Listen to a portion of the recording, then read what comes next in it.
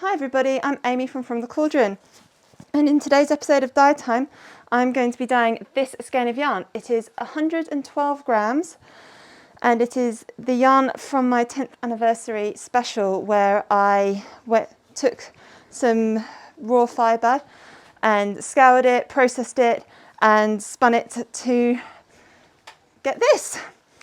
And the dyes I'm using today are Baby Blue Eyes acid dye, Sweet Pea fibre reactive dye, frozen acid dye and snozzberry fibre reactive dye, and they are all from Dharma. Now what I want to do is speckle on this and then steam it. So I've got this in my dedicated dye pan and I've got my surface protected with a tea towel, an old tea towel. I've got my gloves on, I've got my mask on, and I have here a skein of 10 grams. It is Superwash Merino Nylon Blend. It's dyed with a 1% depth of shade of Misty Rose, which is another fibre reactive dye from Dharma. That's just going to be off camera. I'm going to be wiping my fingers on that to hopefully create a nice extra skein of yarn. So I'm going in with the frozen first. I'm not going for micro specks because I just cannot do them. And this is also non-superwash yarn, so it's also trickier to get micro specks on non-superwash yarn. I'm just not that good. This yarn has been soaking in water and vinegar. I actually set up the soak yesterday. It doesn't need to be soaking for quite that long. Right, so I'm just wiping my fingers with the excess dye on here. This is frozen. Now I'm going to go wash my hands and dry them before I go into the next dye. Now I'm going to go into the snozzberry next. This is a really, really pretty purple, but the dye does look blue. I've got it in this little bag, so it's going to be a bit trickier to speckle with this, but that is such a fine powder. And if you can see, it's a lot finer than frozen. And there's lots just falling off my spoon. So I'm going to put that spoonful back in there. This is a dedicated dye spoon. Never use it for food. Everything I'm using today is dedicated for dyeing. We're going for a little close-up here. You can see with the snozzberry, it's breaking into the colour pigments that it's made out of. It's really, I have not speckled this. I've just dumped powder here, you can see. I tried sprinkling, but I'm just really not good at it. I need to mix the dye with some citric acid to try and get the dye spread out a little bit more. And then if we go over to the frozen, you can see it's still blue. It's not breaking into the colour molecules it's made of. Even though it's a blue, it's not a primary colour dye, so it does mean there are more than one colour molecules in here. Going into the Sweet Pea next, and this is a really fine powder too. So I'm trying to be really, really gentle with this and not go too crazy like I did with that snozzberry. Now, this Sweet Pea is a beautiful pink. It's a really pale pink, so I don't know if this is going to get lost in all the other colours. And I thought I'd try it. And finally on this side I'm going in with Baby Blue Eyes, which is a really lovely blue. The dye is sort of all packed up together. It's not, I have to really dig around in it. Trying just to be gentle with it. One thing I really love about fibre reactive dyes is that certainly the Dharma ones that I've used, is that they break and you see the colour molecules that they're made of. And I think that's because they are formulated to be liquid dyes, and so when you use the straight dye powder, they're more likely to break into the colour molecules. And you don't really see that with the acid dyes. I'm guessing because they are formulated to be used as powder and as in liquid. but I really like using fibre reactive dyes and acid dyes together in the same project. And here is our little extra skein of yarn so far. We've got the baby blue eyes there, frozen there, snozzberry, and some of that pink. I think that sweet pea is going to get lost. I'm now going to let this sit for 10-15 minutes or so before I flip it and speckle on the other side. This has been sitting here for about 20 minutes now, for no other reason than I've got 1, 2, 3, 4, 5 more projects going on at the same time. So I'm a little bit all over the place, but that should be plenty of time for this dye to sort of settle down. I know some will come off once I've flipped it like this, but hopefully some might have started striking to the yarn. We'll see. And I'm just going to speed this up and go and dye the other side. I'm going to go heavy on the sweet pea this time.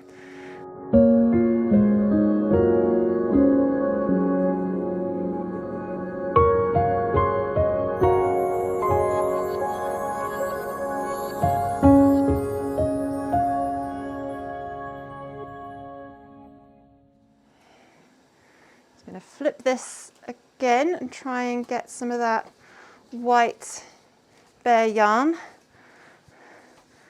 I don't mind there being some bare yarn. In fact, I want there to be some bare yarn, but I don't want massive sections like that. And I'm just going to speckle here. I think I'm just going to go with baby blue eyes and sweet pea. I think they're going to be the two I'm going for, because I can see quite a lot of frozen sort of around here and a lot of snozzberry. Baby blue eyes. I'll try and move some of this yarn to get in patches that I haven't got yet.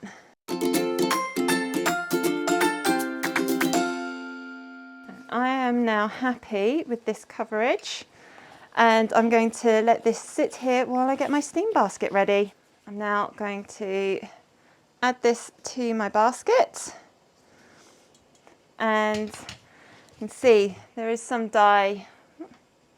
Change my lights, there we go, that's a bit better. You can see there is some dye on here, so I'm just going to use this just to wipe it up, see if I can get anything else on here. This is a very blue yarn with some purples. That sweet pea has completely vanished, but I'm going to, what am I going to do? I know what I'm going to do.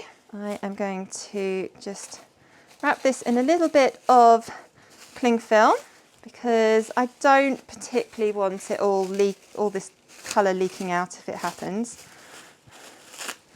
and onto this yarn. So that is nicely wrapped up in cling film. And I think I'm just going to tuck it in at the bottom. There we go. I'm going to now steam this for a good 45 minutes at least. This has been on the heat for about an hour now. I have checked it. Now, when I checked it earlier, yeah, you can see there is still some bits of dye that haven't set to the yarn. So what I'm going to do is, I've got a kettle of boiled water. I'm just going to pour a little bit on there, lift it up, and just pouring this water on in the hopes that any dye that is still in powder will dissolve, I hope. There might just be enough left for me to have a cup of tea. So let's just check now. Yeah, there's still some little bits. Yeah, is that pink now? But it's looking much better. I did check earlier. Gloves on. There's a fair bit of dye in there. Now, I already have another project in mind for that leftover dye. Yeah, that's mostly, it's looking better now. It's certainly not speckled. Yeah, I don't have enough left for a cup of tea. I'm going to have to boil the kettle again. If we have a quick look at this yarn, it is beautiful. It's not speckled. I wasn't really expecting it to be speckled. That blue has really taken over. I thought the snozzberry I'd done a lot on, but looks like that baby blue eyes has possibly taken over. This is beautiful. Right, I'm going to cover this back up and just leave it for maybe another 20 minutes, and then I'll turn it off and let it cool down.